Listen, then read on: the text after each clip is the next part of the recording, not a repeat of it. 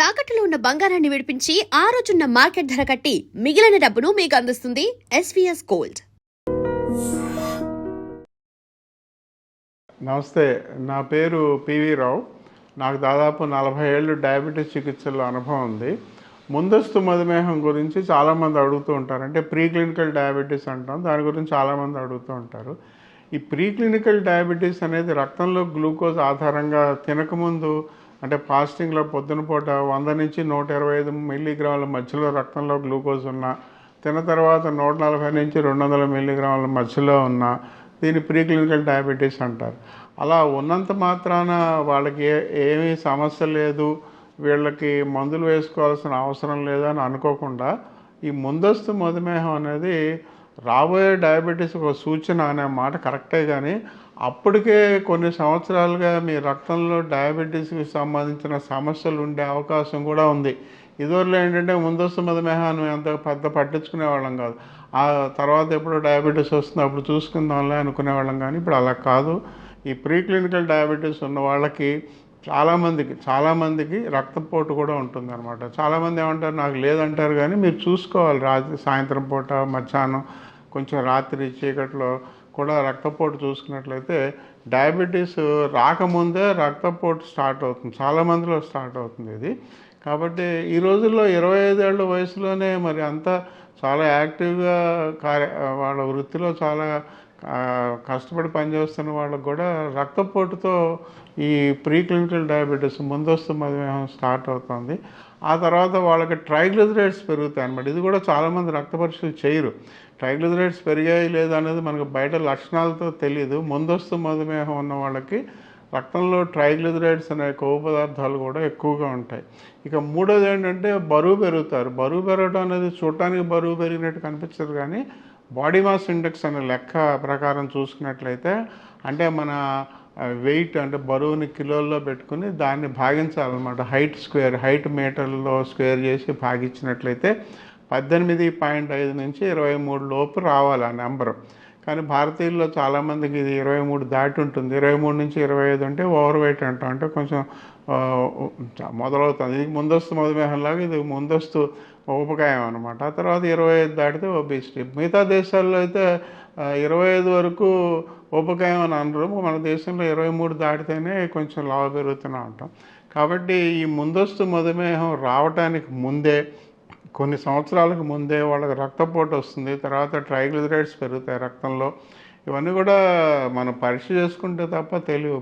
రక్తపోటు కూడా మనకేదో తలనొప్పి వచ్చింది, నీరసంగా ఉందని చెప్పుకుంటారు, కానీ అలా కాదు.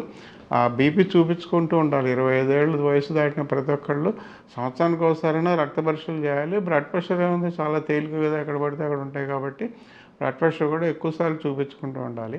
రక్తంలో ట్రైగ్లిజరైడ్స్ మాత్రం 25 ఏళ్ళు దాటిన వాళ్ళు ప్రతి సంవత్సరం చేసుకుంటూనే ఉండాలి. రక్తంలో పరగడుపునే చేయాలన్నమాట. ఆ తర్వాత లావు పెరిగారో లేదో వాళ్ళకే హైటు వెయిట్ చూసుకుని మీ బరువు, మీ ఎత్తు ప్రకారం మీ బరువు ఉన్నారా లేదా అని ఎవరికి వాళ్ళే తెలుసుకోవాలి. 4వది ముందస్తు మధుమేహం అనమాట. ఆ తర్వాత గుండె జబ్బులు. ఇవన్నిటినీ కలిపి మెటబాలిక్ సిండ్రోమ్ అంటున్నారు. ఇప్పుడు ముందస్తు మధుమేహం అనేది ప్రత్యేకమైన సమస్యలా కాదు, అదొక సూచన. మీకు రక్తంలో గ్లూకోజ్ పెరుగుతున్నట్లయితే, అంటే పూర్తిగా డయాబెటీస్ వచ్చేంత సంఖ్య కాకుండా ముందుగానే ముందస్తు మధుమేహం ఉన్నట్టయితే మీకు అప్పటికే శరీరంలో రక్తనాళాలకు సంబంధించిన సమస్య మొదలైనట్టు అనమాట. అది తెలుసుకోవాలి. ఇదివరకులాగా దాన్ని మనం నిర్లక్ష్యం చేయడానికి లేదు. రక్తంలో గ్లూకోజ్ ఇంకా పెరిగిన తర్వాత మనం మందులు వేసుకుందామని ఆగటానికి లేదు. వీళ్ళు ఈ పరీక్షలు మాత్రం ఖచ్చితంగా చేసుకోవాలి.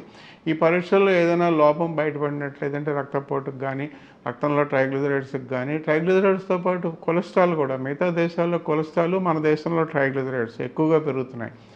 అసలు ఒక ముఖ్యమైన విషయం, వాళ్ళ భారతదేశంలో ఉన్నటువంటి ఐసీఎంఆర్ ఇండియా స్టడీలో అనేటువంటి పరిశోధనలో ఏం బయటపడిందంటే, భారతీయ జనాభాలో దాదాపు 85% మందికి కొలెస్ట్రాల్ కానీ ట్రైగ్లిజరైడ్ కానీ ఎక్కువ ఉంటుంది 25 ఏళ్ళు దాటిన వాళ్ళలోనే. ఇది ప్రమాదకరమైన సమస్య అన్నమాట.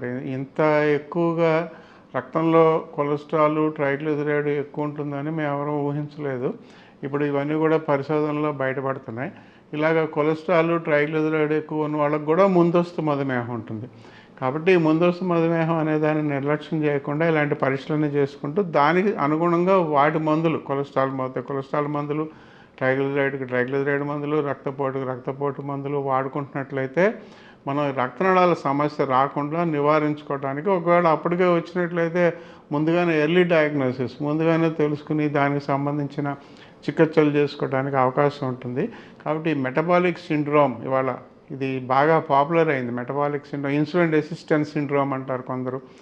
ఇవన్నీ కూడా ముందుగా తెలుసుకున్నట్లయితే మనం దాన్ని తీవ్రత కాకుండా నివారించుకోవచ్చు, లేదా సమస్యలు మొత్తం తగ్గించుకోవచ్చు. ఇలాంటి అవకాశాలు అయితే ఉన్నాయన్నమాట. అవకాశం ఉంది కాబట్టి ఈ నివారణ చర్యలు ముందే తీసుకున్నట్లయితే మంచిదండి. And for more videos, Please subscribe to iDream. Please subscribe to iDream. Please subscribe iDream. And please subscribe to iDream.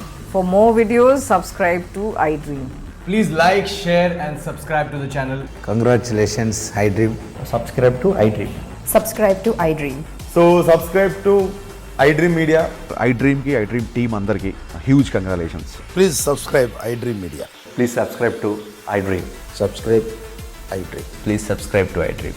iDream అంటే నా కళల ఛానల్ను సబ్స్క్రైబ్ చేసుకున్న నోరు తిరుగుతలేదు, మీరైతే గంట గుర్తు కొట్టండి. For more such videos, please subscribe to iDream.